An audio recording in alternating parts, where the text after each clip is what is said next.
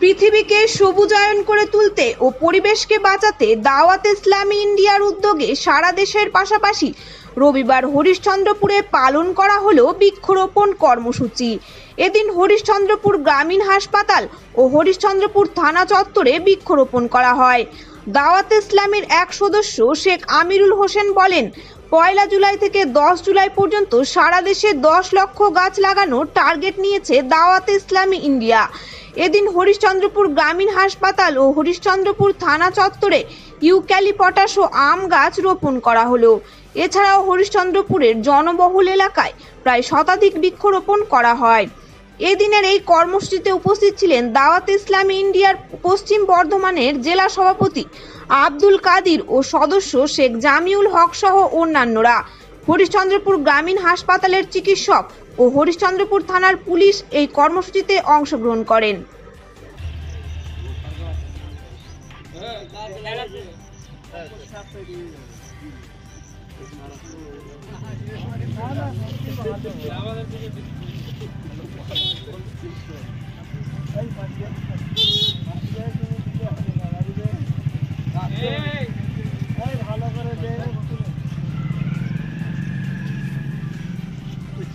দাদু আমার ডাক্তার কাকু আছে তো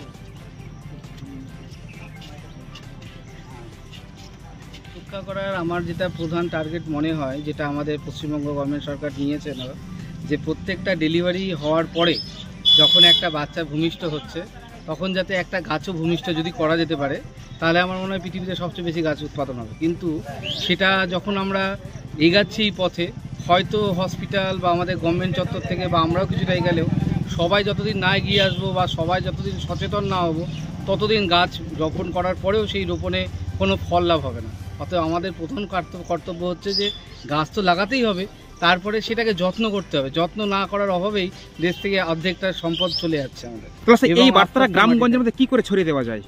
সবচেয়ে ভালো উপায় হচ্ছে যে যদি আমরা প্রত্যেকে একটা নির্দিষ্ট দিন করি, মাসে হোক, সপ্তাহে হোক, প্রতিদিন হোক, একটা করে যদি গাছ লাগাতে পারি, কারণ গাছের তো দাম বিশেষ নয়, কিন্তু ওইটুকু না যদি আমরা করতে পারি, আমার মনে হয় অনেকটাই সুবিধা হবে।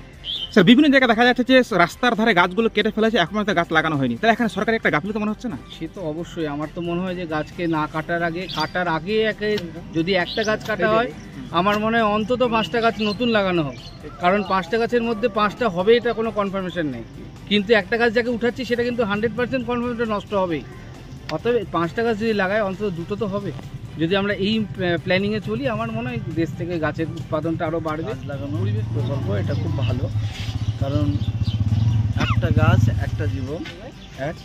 আর 2 হচ্ছে আমরা যদি গাছ না লাগাই আমরা বাঁচবো না। অদূর ভবিষ্যতে হয়তো দেখা যাবে এখানে আর বৃষ্টি হচ্ছে না, মরুভূমি হয়ে যাবে। সুতরাং আমরা একটা গাছ কেউ যদি কাটে 10টা গাছ সে লাগাবে।